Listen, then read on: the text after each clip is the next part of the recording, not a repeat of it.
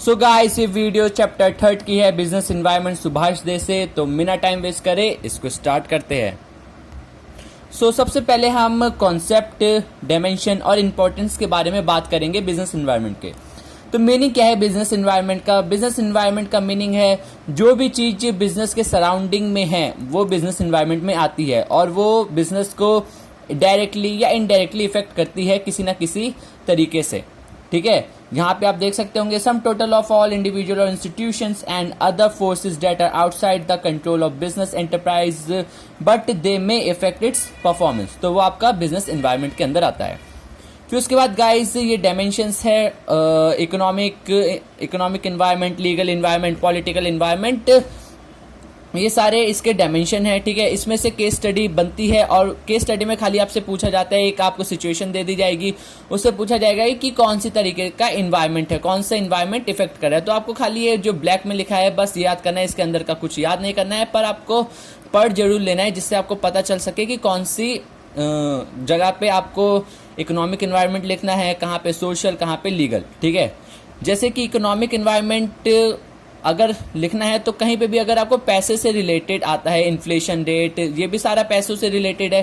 ठीक है, कहीं पे भी पैसों से रिलेटेड आपको आता है तो सीधा आपको इकोनॉमिक एनवायरनमेंट में गाइस। फिर आप यहाँ पे देख पा रहे होंगे टॉप टिप्स। ठीक है, तो इसमें से कुछ एग्जांपल्स है जो कि पूछे जा सकते हैं और आप जितने भी पढ़ेंगे सारी की सारी चीज़ें पैसों से रिलेटेड ही है। जैसा मैंने पहले बोला था कि कहीं पे भी पैसा मिले मतलब वो इकोनॉमिक से लिंक है। और सोशल इन्वायरमेंट सोसाइटी से मिलता जुलता है, जैसे custom, traditional values, social trend. ठीक है, और सोसाइटी एक्सपेक्टेशन फ्रॉम बिजनेस। तो इससे रिलेटेड कुछ चीज़ें जैसे दिवाली आ गई, ईद आ गई, इसमें बहुत से बिजनेस ग्रो करते हैं। ठीक है, तो कुछ लोग हेल्थ कॉन्शियस हो रहे हैं आज, तो उनके लिए अलग अलग चीज़ें आ रही है। ठीक है, डेटॉल और ये बहुत सारी कंपनियां आ रही है हेल्थ सेक्टर में। ठीक है, तो ऐसे ही सोशल इन्वायरमेंट इफेक्ट करता है। ठीक है, और सोशल इन्वायरमेंट को और थोड़ा समझने के लिए हम ये पढ़ सकते हैं, तो देख सकते हैं जैसे population, birth rate, death rate, ये सारी चीज़ें पूरी तरीके से इफेक्ट करती है। ठीक है, फिर उसके बाद गाइज आता है पॉलिटिकल इन्वायरमेंट। पॉलिटिकल इन्वायरमेंट आपको कहीं पे भी पॉलिटिक्स से रिलेटेड आता है, कहीं पे भी गवर्नमेंट का नाम आता है, गवर्नमेंट की पॉलिसीज आती है, तो सीधे आपको पॉलिटिकल इन्वायरमेंट में आ जाना है। ठीक है गाइज, कहीं पे भी मतलब अपनी कंट्री का किसी और कंट्री के साथ रिलेशन हो रहा है, कुछ भी एग्रीमेंट हो रहा है दूसरी कंट्री के साथ, कॉन्स्टिट्यूशन की आ रहे हैं, पॉलिटिकल आइडियोलॉजी आ रही है, कुछ भी पॉलिटिकल लीडर्स कुछ बोल रहे हैं। ठीक है, तो आपको पॉलिटिकल इन्वायरमेंट के अंदर सीधे सीधे आ जाना है। फिर आते हैं लीगल इन्वायरमेंट। लीगल इन्वायरमेंट और पॉलिटिकल इन्वायरमेंट में बहुत कंफ्यूजन होती है। तो जहाँ पे भी कोई एक्ट, लॉ, सेक्शन, ठीक है, कुछ भी ऐसा आता है तो सीधे आपको लीगल पे आना है। अगर एक्ट नहीं है, लॉ नहीं है, अगर कहीं पे जो कि कोर्ट से आया हुआ डिसीजन नहीं है, ठीक है, या किसी एडमिनिस्ट्रेटिव बॉडी से आया हुआ डिसीजन नहीं है, ठीक है, या कॉन्स्टिट्यूशन से आया हुआ डिसीजन नहीं है, तो आपको पॉलिटिकल में चले जाना है। अगर कोर्ट से या किसी कॉन्स्टिट्यूशन बॉडी से आया है और लॉ बन गया है वो, तो आपको सीधा लीगल इन्वायरमेंट में आ जाना है। जैसे ये कुछ एग्जांपल्स है तो आपको पता चल जाएगा और इस पढ़ भी लेंगे तो इसके बाहर से कुछ पूछने वाले नहीं है। टेक्नोलॉजिकल इन्वायरमेंट, टेक्नोलॉजी आज आप देख सकते होंगे हमारे जो पूर्वज थे उनके पास फ़ोन नहीं था, आपके पास फ़ोन है और शायद आने वाली जनरेशन के पास और अच्छे स्मार्टफोन हो। ठीक है, तो टेक्नोलॉजी कीप चेंजिंग। ओके, और उसके साथ साथ न्यू अपॉर्चुनिटी क्रिएट होती है, तो वो आप समझ सकते हैं, लिंक कर सकते हैं। तो गाइज अब हम आ गए हैं फीचर्स ऑफ बिजनेस इन्वायरमेंट पे। फीचर्स ऑफ बिजनेस इन्वायरमेंट में हमें क्या करना होता है, क्या क्या फीचर्स है वो देखते हैं।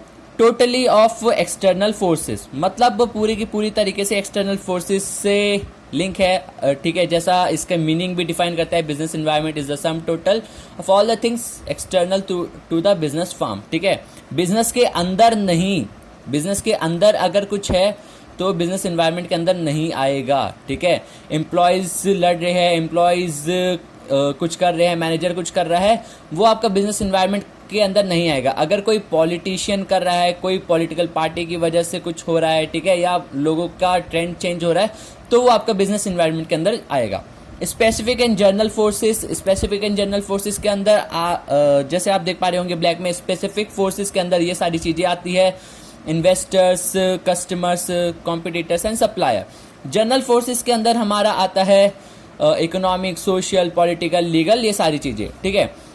और जो स्पेसिफिक फोर्सेस है वो एक ऑर्गेनाइजेशन को डायरेक्टली इफेक्ट करती है, ठीक है, और उसके डे टू डे वर्क पे इफेक्ट होता है, ठीक है। वही जर्नल फोर्सेस ऑर्गेनाइजेशन को डायरेक्ट इफेक्ट नहीं करती है, इनडायरेक्टली इफेक्ट करती है, पर बिजनेस के ऊपर उसका इम्पैक्ट आता है।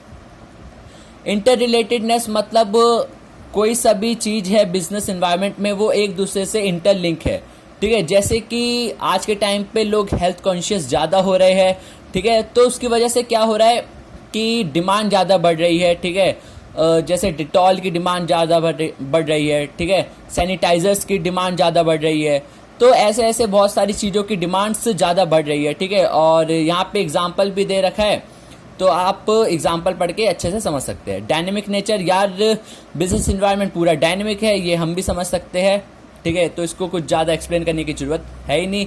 अनसर्टेनिटी, बिल्कुल, क्योंकि इन्वायरमेंट डायनेमिक है तो चेंज होता रहेगा, चेंज होता रहेगा, चेंज होता रहेगा, तो ये बहुत अनसर्टेन है। हम एक ही फिक्स लेके नहीं चल सकते कि यही इन्वायरमेंट हमेशा रहेगा, ये चेंज होता रहेगा, ठीक है। कॉम्प्लेक्सिटी, ठीक है, ये बहुत कॉम्प्लेक्स है, बिजनेस इन्वायरमेंट को समझना बहुत कॉम्प्लेक्स है, क्योंकि ये डायनेमिक है।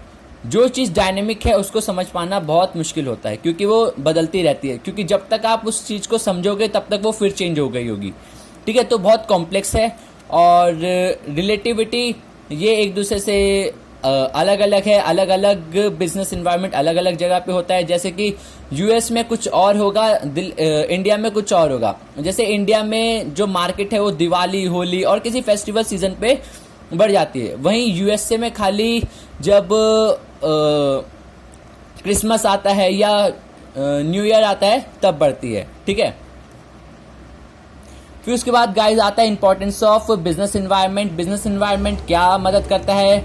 ये हमको मदद करता है अपॉर्चुनिटी आइडेंटिफाई करने में, कि कौन सी अपॉर्चुनिटी बनने वाली है उसको आइडेंटिफाई करने में, और सबसे पहले एक्शन लेने में, स्टेप लेने में, जिससे क्या होता है कि बाकी ऑर्गेनाइजेशन नहीं ले पाते और हम बिजनेस अपॉर्चुनिटी को देखकर अगर डिसीजन ले लेते तो हमारा प्रॉफिट ज़्यादा होता है। जो जल्दी लेगा डिसीजन उसका ज़्यादा profit. Okay, it helps the firm to identify threat and early warning system. ये एक फार्म को बता देता है कि क्या गड़बड़ होने वाली है। जैसे किसी कंट्री की वॉर होती है तो वो फार्म्स को पता चल जाता है कि वॉर हो रही है, तो इसकी वजह से मार्केट इफेक्ट करेगी, ठीक है, तो वो अपने रूल्स बदलती है। और आपने देखा होगा जब भी कभी वॉर होती है तो उस कंट्री की जो मार्केट है वो डाउन चली जाती है।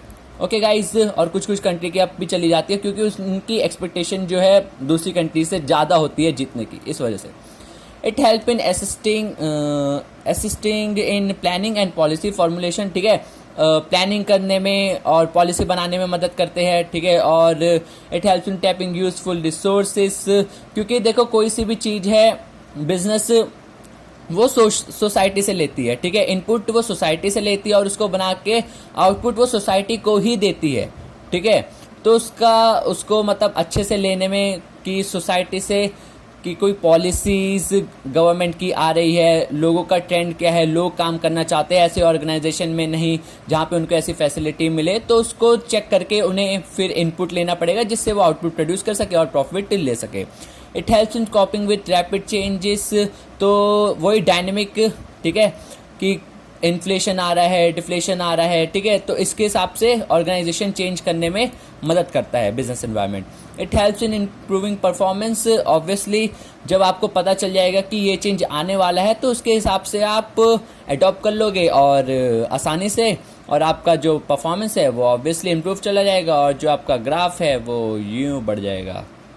गाइस, फिर उसके बाद हम आते हैं government policies changes and there impact on the business. तो ये लिबरलाइजेशन है, मतलब सब कुछ फ्री कर देना, इतना पढ़ लेते हो काफ़ी है। और ये अगर नहीं भी पढ़ते तो चलेगा, बिजनेस में ये चीज़ नहीं पूछी जाती, पर ये आपके इकोनॉमिक्स में पूछी जाएगी, ठीक है। इकोनॉमिक्स में एक चैप्टर है जहाँ पे ये सारी चीज़ें पूछी जाती है और ये वहीं के लिए है, ठीक है। यहाँ पे खाली आपको समझाने के लिए दे रखा है, तो एक बार रीड कर लेना, बस आपको इकोनॉमिक्स में काम आ जाएगा, पर यहाँ पे ये बिल्कुल भी काम नहीं आने वाला। तो अगर नहीं भी पढ़ते तो चलेगा, पर ये जो ब्लैक में है ये पढ़ लेना।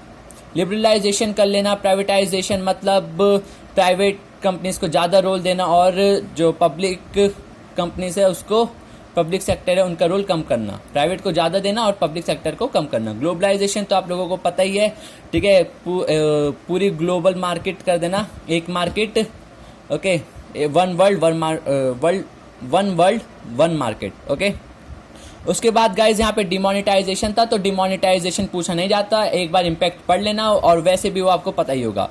इम्पैक्ट ऑफ गवर्नमेंट पॉलिसीज क्या है, लिबरलाइजेशन, प्राइवेटाइजेशन, ग्लोबलाइजेशन की वजह से क्या इम्पैक्ट आ रहा है, तो इंक्रीज हो रहा है कंपटीशन, क्योंकि नई नई कंपनीज आ रही है जिसकी वजह से कंपटीशन राइज हो रहा है, मोर डिमांड आ रही है। आप अपने से रिलेट कर सकते हो, जहाँ पे आपके पेरेंट्स पहले कम डिमांड करते थे क्योंकि उस टाइम पे कंपनी नहीं थी, आज हर चीज अवेलेबल है, तो आप कुछ भी पा सकते हो, बस एक आपको ऐप डाउनलोड करनी है और कुछ भी आप ढूंढ सकते हो।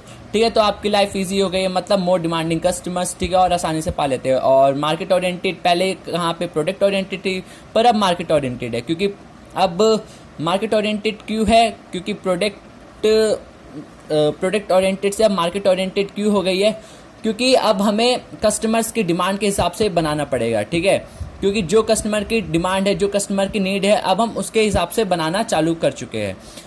प्रोडक्ट ओरिएंटेड में क्या होता था कि हम पहले प्रोडक्ट बना लेते थे और फिर उसके बाद मार्केट में जाते थे उसको सेल करने के लिए, पर अब मार्केट ओरिएंटेड में क्या है, हम पहले मार्केट को एनालाइज करते हैं कि कस्टमर्स की नीड क्या है, कस्टमर क्या चाहता है, फिर उसके बाद हम उसको बनाना चालू करते हैं। रैपिड चेंजिंग इन्वायरमेंट, ये आप लोगों को पता है, कहाँ पे पहले आपके पास पैड वाले फ़ोन होते थे, अब टच स्क्रीन वाले हैं, और आगे जाके बहुत अच्छे फ़ोन हो जाएंगे, तो रैपिड चेंजिंग इन्वायरमेंट हो रहा है इसमें। फिर उसके बाद नेसेसिटी ऑफ चेंज, ठीक है, और ये रूल के हिसाब से है, कर लेना है अपने आप, ठीक है, ज़्यादा इंपॉर्टेंट है नहीं। ठीक है, sixth, need for developing human resources, human resources को डेवलप करने की जरूरत है, ट्रेनिंग, ब्रेनिंग, ग्रेटर हायर कॉम्पिटेंस। ठीक है, ह्यूमन रिसोर्सेज को सिंपल डेवलप करने की जरूरत है, बस ये ब्लैक में याद कर लेना, इतना काफ़ी है। Loss of budgetary support to the public sector, मतलब जैसे जैसे हमने लिबरलाइजेशन करा, प्राइवेटाइजेशन करा, तो पीएसयू के पास जो फाइनेंस सपोर्ट जाता था गवर्नमेंट का, वो बंद हो गया, जिसकी वजह से उनके पास पैसा नहीं आ रहा है, तो उनकी ग्रोथ में जो है वो डाउनफॉल हुआ है। ठीक है, तो बस इसमें एक्सप्लेन करते हैं। और ये managerial response to change in business environment है गाइस, इसके जितने भी ब्लैक है याद कर लेना और थोड़ा पढ़ लेना। इसके अलावा इसमें से कुछ नहीं पूछा जाता, मैंने इतने सारे केस स्टडी सॉल्व कर चुका हूँ, ठीक है, 100 के करीब तो केस स्टडी सॉल्व हो ही चुके हैं, तो इसमें से एक भी मुझे नहीं दिखा जहाँ पे पूछा हुआ हो, यहाँ तक कि क्वेश्चन फॉर्म में भी नहीं पूछा गया है। ठीक है, पर हाँ ये चीज़ जरूर पूछी गई है कि इम्पैक्ट्स क्या है, तो इम्पैक्ट्स आपको पता होने चाहिए, और इम्पैक्ट्स आप कुछ भी बना सकते हैं, इसकी वजह से जॉब ज़्यादा क्रिएट हुई, आप ये भी बता सकते हैं। वैसे इम्पैक्ट नेगेटिव बताना, ठीक है, पर आप खाली इम्पैक्ट बोल रखा है, डिसएडवांटेज नहीं बोल रखा। ठीक है, तो इम्पैक्ट आप बता सकते हो, लिख सकते हो कि एम्प्लॉयमेंट क्रिएट हुई और ये सारी चीज़ें, स्टैंडर्ड लाइफ एक्सपेक्टेंसी अच्छी हुई, ठीक है, स्टैंडर्ड लाइफ हमें मिल रही है आजकल। ठीक है, तो ये सब चीज़ें आप लिख सकते हैं, आप बना के लिख सकते हैं, 12th क्लास में है तो इतना तो आप कर ही सकते होंगे। ठीक है guys, I hope you like this video, और अगर और वीडियोस चाहिए तो प्लीज़ गाइस कमेंट करना, ठीक है, और ज़्यादा से ज़्यादा इसको शेयर, सब्सक्राइब तो कर ही देना, वो जो नीचे लाल बटन है उसको दबा देना और ग्रे कर देना गाइस, आपके मोबाइल में वो लाल बटन मुझे अच्छा नहीं लग रहा। ठीक है गाइस, उसको प्लीज़ दबा देना। I hope you like this video, thank you.